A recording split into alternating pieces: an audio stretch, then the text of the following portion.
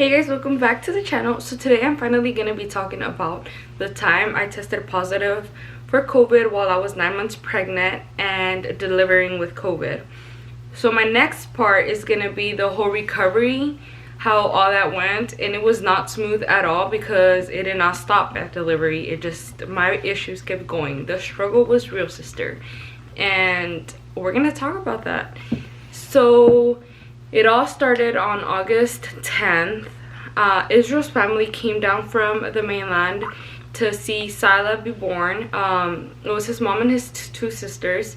Sila's the first granddaughter on both his side and my side. So obviously our families wanted to be there, and unfortunately my mom could not come.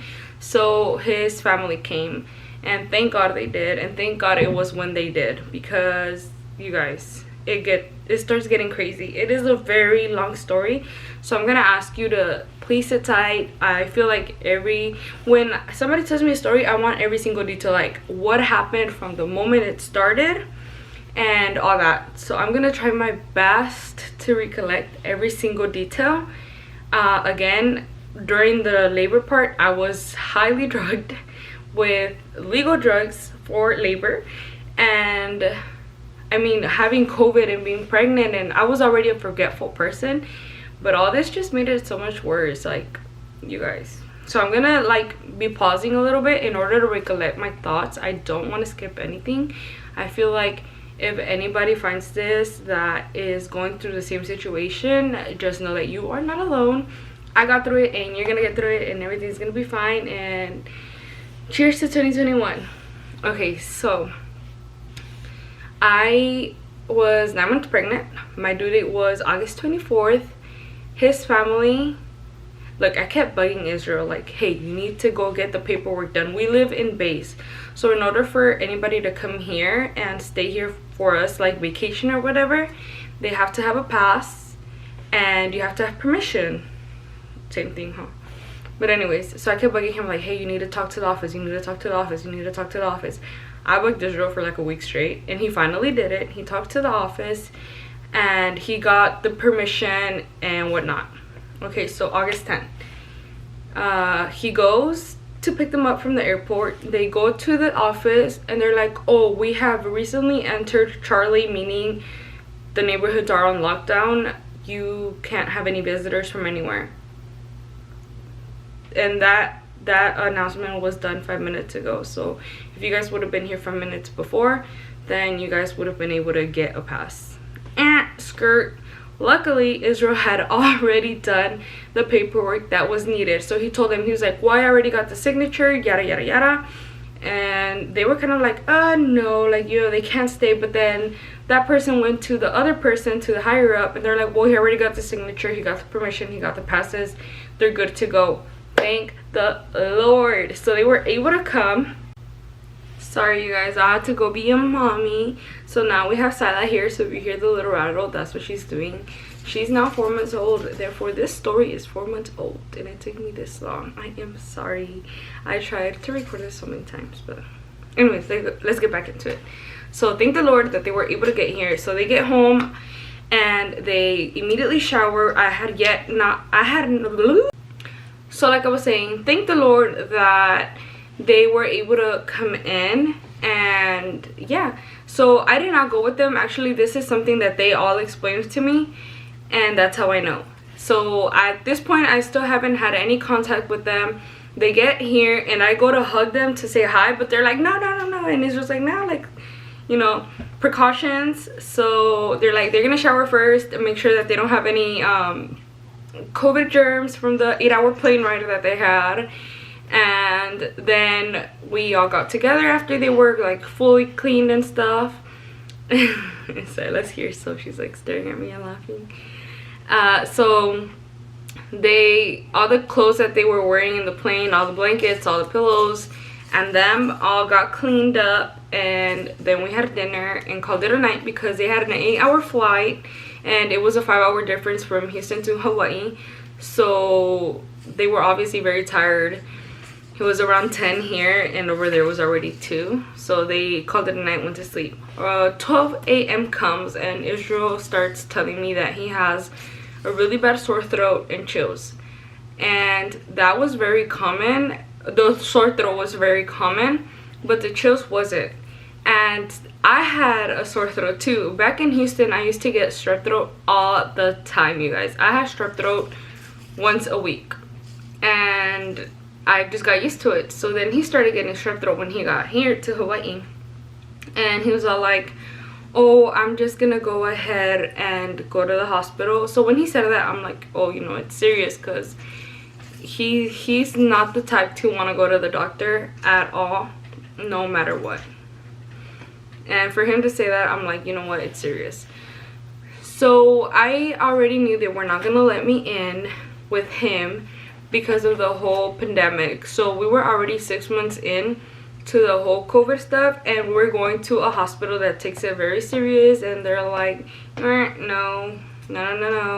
If you have somebody that's gonna go to the emergency room, then that's the only person that can go in. There's no visitors, there's nobody that can accompany them.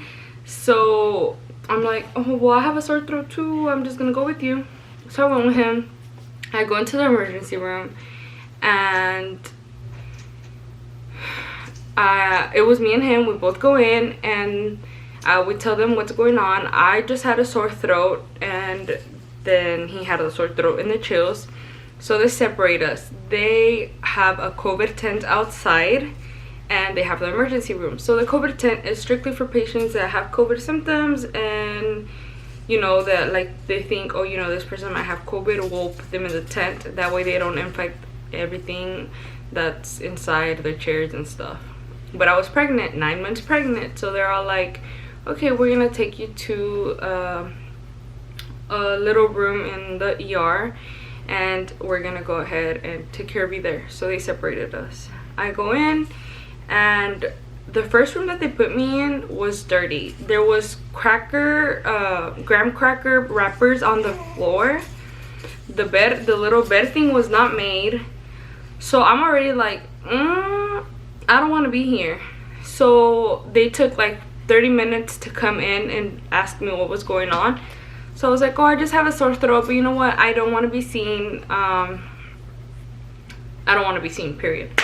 And they're all like, okay, well, okay. And then they left, and they come back like 45 minutes later and finally give me my discharge papers. I get out, I get in the car, and I text Israel, hey, I'm out, I refused treatment.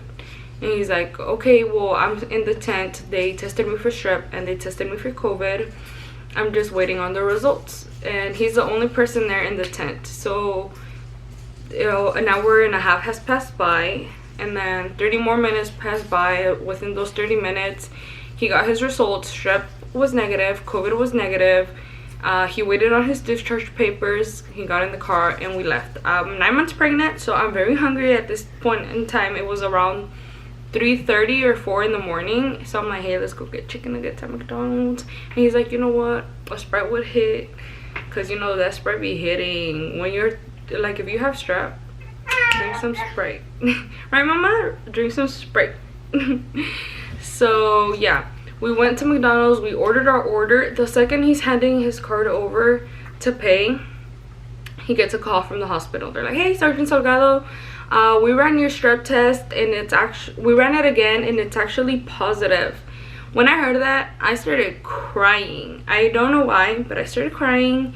And then what comes next is, and your COVID test was positive also, so we're gonna ask you to come pick up that paperwork to let him know that, you know, that he had COVID and all that, and we're gonna explain to you what you're gonna do, and you have to be in quarantine for the 14 days. You guys, my due date is the 24th. At this point, it was the 11th. I'm only 9 days away from my due date, and he has to be in quarantine for 14 days. I was crying. To me, that was the end of the world. I did not know how to handle this in a calmly manner, but I had to try my best to stay as calm as possible as I could for the baby. We get home, we shower, we put our clothes to wash, and he sleeps in the closet, I sleep on the bed, and then for some reason they called me from the hospital at 8 a.m. asking me if it was possible that I could either go in to the hospital to get COVID tested or to go to a little drive-through thing that they have here in our neighborhood, because it's a base, so it's like a bunch of stuff going on around here. Like they have jobs here and stuff, and then houses. So I'm like, you know what, I'm just gonna go through the neighborhood one because it's right here. Why would I drive 3 minutes when I can just drive 1 minute and get my test done and go home? When I knew at the hospital they were going to take forever to give me my results, and they're just going to keep me there for an unnecessarily time. So I went and get my test done. It did not hurt at all. Israel's like, oh, like it hurt so bad, and my tear came out, but I don't want to cry. It was just coming out because they poked my tear duct, yada yada yada. So I'm like, you're so dramatic. Like, mine didn't hurt. Like, it went in and he went like that and took it out and told me like, okay, we'll call you with your results. And then, okay, so we're still quarantined. At this point we had already told his family what was going on. So his family moved downstairs, and then he moved to the guest room, and I was in the master bedroom by myself. So the guest room was going to be his designated quarantine area. And 2 p.m. comes by and they call me and they're like, hey, your test was negative for COVID, you're good. So when they told me that, we obviously knew we had to be extra careful now that Israel had it and I didn't. That way I wouldn't get contaminated. Girl, I was gonna say contaminated. Infected. So yeah. Then around 3 they called me from the hospital because it was my 39-week appointment, and they wanted to know my blood pressure, my weight, and they wanted me to take it at home. But I don't have a blood pressure machine. They asked me if I can go to Target or CVS to take it, like manually take it there, and that's about 10-15 minute drive from our house. So I was like, no, I can just go to the hospital. So I went to the hospital, and all they had to do was check my blood pressure. As I'm in there, she's like, oh, just for precautions, we have to test everybody for COVID and yada yada. But I'm sure like you'll be out of here in about an hour or so. We try to get our patients in and out right now that all this is going on. That way we limit the chances of getting infected, yada yada. So I'm in there, they check my blood pressure, they weigh me, and then they do the COVID test. I was perfectly fine, no symptoms, no nothing. And she's all like, okay, well, in about 20 minutes I'll bring you your discharge papers and you'll be good to go. She had no gloves, she had a mask, and that was it, and her little scrubs. She comes back in 20 minutes later with full-on PPE, with those astronaut looking things where it's like they have the air purifier inside of the PPE helmet thing, and she's like, hey, you have COVID. I'm like, I just got tested for COVID, like I don't have COVID. And she's like, whoa, it came back positive. And I was in shock, so I didn't cry at that moment, and I was in disbelief also because I had just got tested earlier and it came out negative. So I was like, how is it positive? But this time it actually did hurt. It hurt so bad. It hurt, it burned, it was deep inside I feel like it came out of my eye and went back in. Like, that's how it felt. Worst feeling ever. So I was like, okay. She's like, well, you can't go home, you're actually gonna have to stay here so we can monitor baby and so we can monitor you. And I was like, okay, I just need to go home and grab the baby's car seat, because I had drove Israel's truck, and the car seat was in the family car. So I was like, yeah, I have to go get the car seat, I have to go get my bag and baby's bag. And she's like, no, you can't leave, unfortunately, because you have COVID and we don't want you to expose anybody else to the virus, and you're gonna have to touch the elevator and probably be inside of the elevator with somebody, yada yada yada, you can't leave. So I was like, okay, can my husband bring me this stuff? And then I just paused and I was like, wait, he has COVID too, like he's quarantined, he can't bring me my stuff. She's like, oh, well, is there anybody else on the island? And his mom would have been the perfect person because she can drive and it's not far. But girl, Hawaii is very strict on what's going on with the pandemic, so anybody who gets in island has to be quarantined for 14 days also. So now Israel's in quarantine, his mom's in quarantine, both of my sisters-in-law are in quarantine. We knew absolutely nobody over here. I got furloughed from Express in March, so I made no friends. We got here in February. I had nobody that could like bring me my stuff. So I asked Israel, Harry, he was a sergeant, so he had soldiers. I was like, is there any way that any of your soldiers can bring me the car seat, some food? Because I had not ate. 8 a.m. I went to go get tested.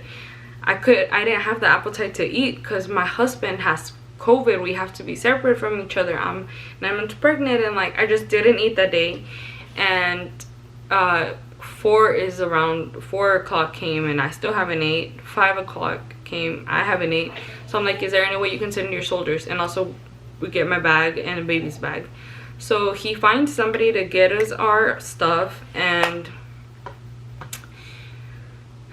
well, they bring my stuff. Her name was Stephania, so shout out to Stephania for bringing that. And then she also brought Sila a little outfit, a little present that she bought her, and a little card that was like saying congratulations for your baby girl. So yeah, and they hooked me up to the monitor, and her name was Jessica, and she told me, hey, unfortunately I'm the only one that can come in here, but it is really busy out there, so I have to limit the times that I'm in here. But if you need anything, here's your button, go ahead and call me, and I'll try to keep you updated on what's going on. My shift ends at 8, so after 8 you'll be getting another nurse, and then I'll be back up here at 8 a.m. So I was like, okay, yeah, that's fine. And she asked if I wanted water. I said yes. Is there any way that I can get some food? And she's like, oh, your bag, somebody brought something for you. Girl, they bring in this big old red biohazard bag into the room, and she's like, okay, so you cannot open it until I leave. And I'm like okay, yeah, that's fine. And she goes in there and she drops it off, leaves. I get my socks, I change out of my clothes because I was in a dress, so I put on some sweats and then some socks, and I get my Taco Bell. So I got my Taco Bell because I was really hungry, but I was like, no, like I don't want to eat it right now. And then 8 p.m. comes by and Jessica comes to tell me that her shift has ended, but she'll be back in the morning. So my new nurse comes in and she is so rude. She wants nothing to do with me. Only one nurse is allowed to come in and check on me at least every 2 hours. This lady comes in, like, it's a huge room. She comes in and she's like, she peeks her head, hey, just to let you know, like, I'm the new nurse. If you need anything, press your button. All right, dips. And I pressed my button, and I was like, 2 hours later, I pressed my button. I'm like, hi, I'm thirsty. Is there any way you can give me water? And she's like, yeah, just give me a second. 3 hours come, still no water. 4 hours come, still no water. She's supposed to be checking on me every 2 hours. 5 hours pass, no water. 6, nope, no water. I'm pregnant, 9 months. I just found out I have COVID. I'm thirsty, I'm stressed, like, it was the worst experience of my life. So she was just the worst. I couldn't even fall asleep, but I pretended like I was asleep just so she wouldn't like try to come and disrespect me one way somehow, right? So 7 o'clock comes by and Jessica's like, hey, I decided to come in early to make sure, like, check on you, make sure baby's not here yet because I want to be there. And she's like, how'd it go? And I told her, I was like, the lady didn't come check on me at all. I asked her for water, she didn't give me water. I had to press my button 2 times in order to get somebody else to give me my water. She never came back, and she's like, I'm so sorry, like, she's apologizing. She's like, I'm gonna go get you breakfast. Like, is there anything else that you need? Do you need more water? And I was like, yeah, please. So she went, she grabbed my breakfast, she grabbed my water. She even she's like, we don't usually do this, but I'm gonna give you the menu and just tell me what you want from there, and I'll make it happen. She's like, usually we have a designated breakfast for each day of the week, but you're good. So I was like, oh my god, thank you so much. Like, she was so freaking nice. Her name was Jessica. I'll never forget, period.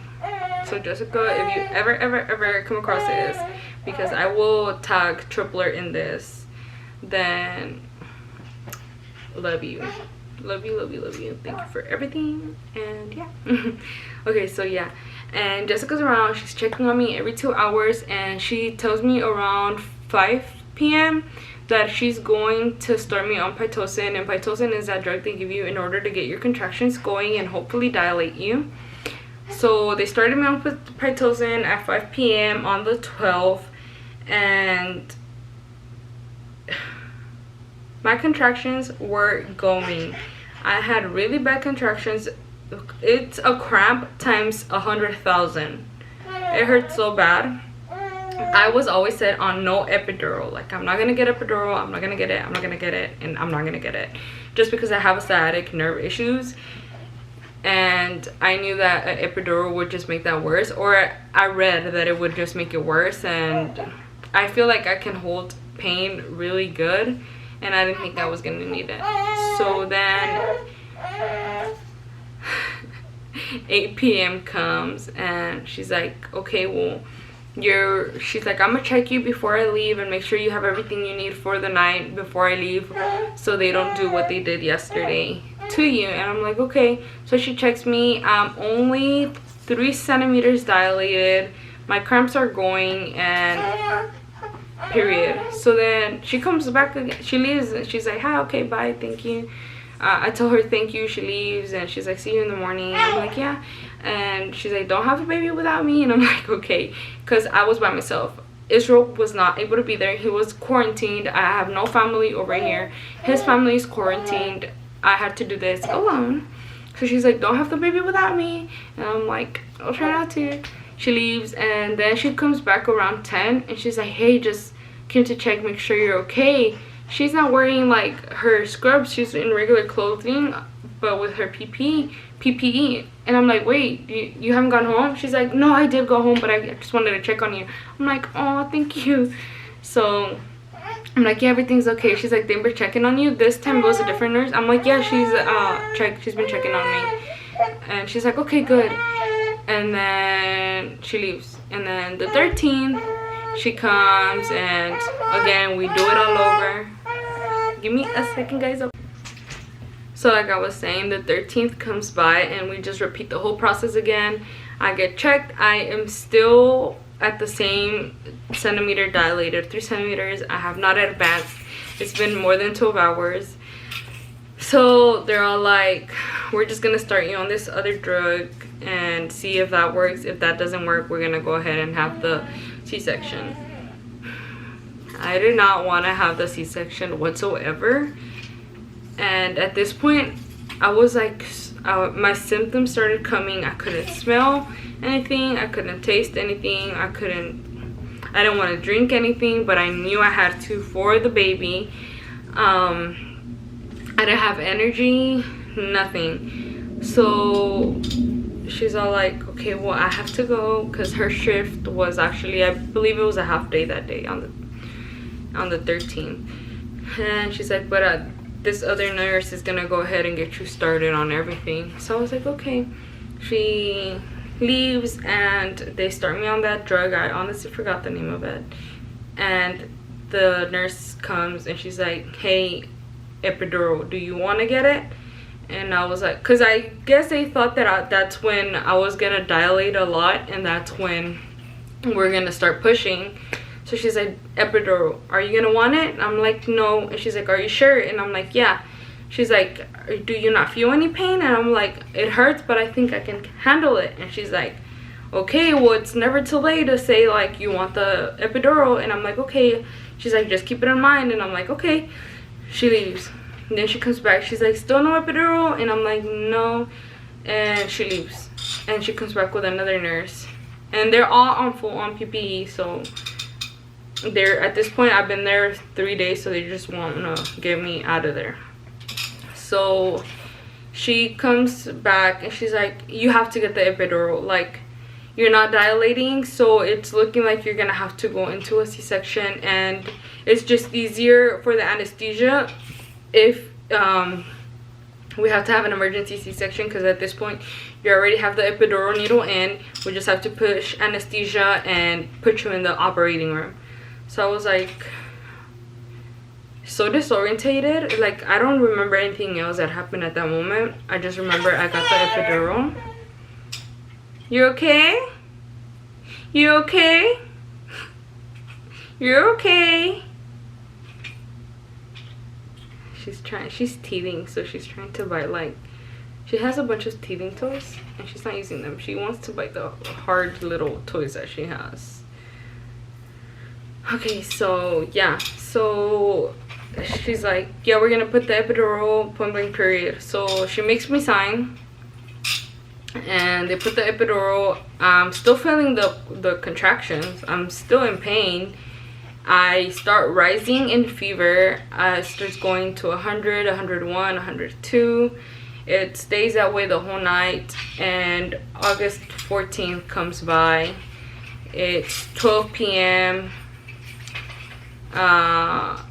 What's her name? Jessica finally comes back in because she had a late shift that day. So she comes in and she checks on me. She's like, hey, we're gonna have to do C-section, and hopefully you dilate within the time that the doctor is like doing other C-sections or he's doing other operations. And I'm like, okay. So 7 comes, she's still checking on me throughout the day. 7 p.m. comes, she's like, hey, my shift is over, but it looks like you'll be going into surgery around 8 and it'll last till like maybe 9:45, 10. So I was like, okay. Like, at that point I was like, it's just gonna have to happen. Like, the baby started to get into stress. Her heartbeat keeps going higher and higher. They're still monitoring her.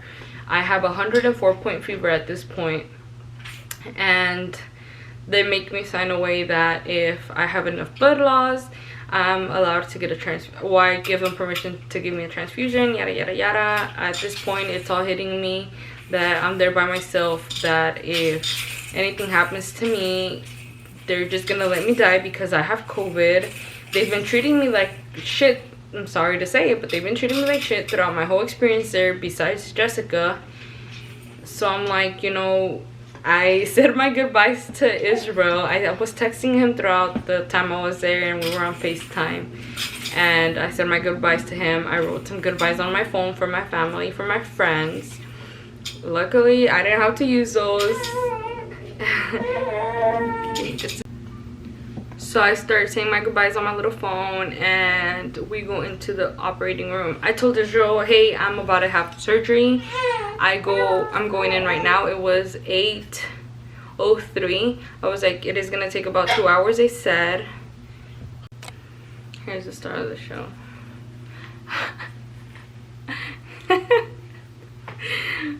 Here's the start of the show. I'm gonna hold her because she got desesperada with her little twins. Alright, so it was 8:03, and then I was like, they told me the surgery was gonna take about 2 hours, so I'll be back in 2 hours. And yeah, so bye, I love you, and if anything happens, take care of Zyla. If they make you choose between me and her, this is getting dark, but this is reality. Like, this is what happened. If you know me, I'm a negative thinker, so I think about the worst case scenario. I'm not a negative thinker, but I do think about the worst case scenarios. Like, I am prepared for the worst. I am sure to know in my head, you know, this and this could go bad, point blank period. So I was like, okay, if anything happens, if it comes for you to choose between me and her, please choose her. I've already lived enough. You know how they be saying in the movies, that little gay stuff they be saying in the movies? That's what I said. So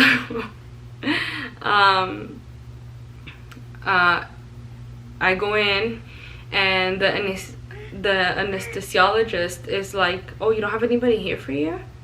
I was like, no. Everybody was already looking at me dirty as soon as I went in there. They were all on PPE. It was about 10 different people in there because I had COVID and like things could go wrong very bad. I had 104 fever. Baby was in distress. Her heart rate started like dropping a little. And he's all like, okay, I guess I'll stay here behind you. So over my head, I don't know if y'all know, but like when it's a C-section, it's you're not completely asleep, you just feel no pain, or you're supposed to feel no pain. You're laying down, there's a thing in front of you, and there's a person behind you, and everybody else is in front of the little curtain. So right there's where the surgery is happening. The anesthesiologist was behind me, and then I remember I started dozing off. Like I really wanted to, it felt like I wanted to go to sleep or pass out, I don't know, one of those two. And they started surgery, and I remember just seeing the doctor grab Sila and put her in the air, but like I cannot remember for the life of me if she cried, or anything. I just remember seeing the doctor grab her and bring her up through the curtain and then give her to the other doctors and that were gonna work on her, and then I knocked out. After that, I don't know what happened. So then when I'm in the recovery room, at this point, like I'm still like out of it. It was 8:25 and I told Israel right away, hey, I'm out. 8:03 my surgery started. Not even, probably like 8:05, because I texted him right before going into surgery, and then I texted him back like, hey, I'm out of surgery. She's born. She was born. And it was 8:25. Girl, that is like 20 minutes of a surgery, a serious surgery that requires for them to open you up, take the baby out, clean you up, sew you back on. It only took them 20 minutes. And I think that's what happened. That's why what happened to me on recovery happened, and I'll let y'all know what happened on part 2. So they showed me the pictures of her on my phone. One of the nurses that was there grabbed my phone and took a picture of when she was born, and I go, I had a boy? You guys saw it. She was still swollen, so I thought, you know, down there was, you know, that.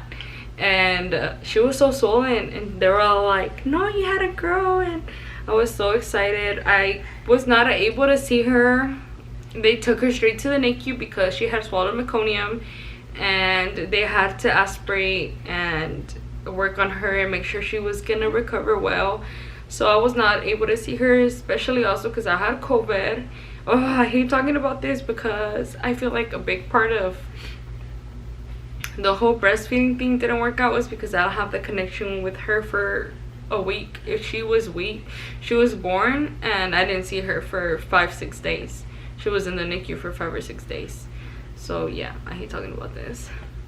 And so that happened, and I was in, they were gonna transfer me to ICU because they needed to start cleaning up the rooms and make sure they were able to get more babies in. A lot of babies were born in August there at that hospital, and I actually know 2-3 different people that also had their baby in August, and all girls except one for a boy.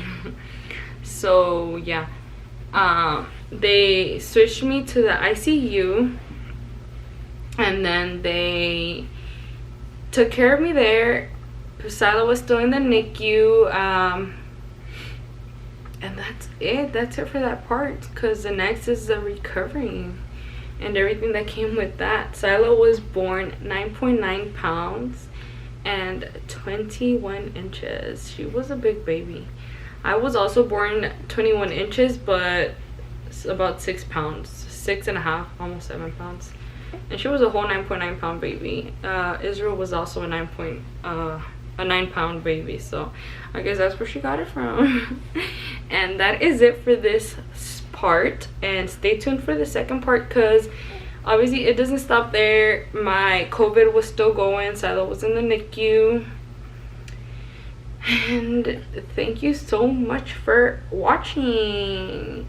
If you have any questions, make sure just to comment, text me, email me, whatever you want to do, and I'll be sure to answer them, because I know with this pandemic a lot of people are now going through it. And the crazy part is, at that point in August when I went in, I was the only pregnant person that tested positive in Hawaii while being pregnant. They even contacted the other hospitals to ask, like, what are you guys doing for precautions, or like, how are you guys going on about this? And they were like, y'all must have the first one, because we have not seen anybody with this situation in this scenario. And yeah, so don't forget to comment, like, share with anybody that's pregnant, because this can be very helpful.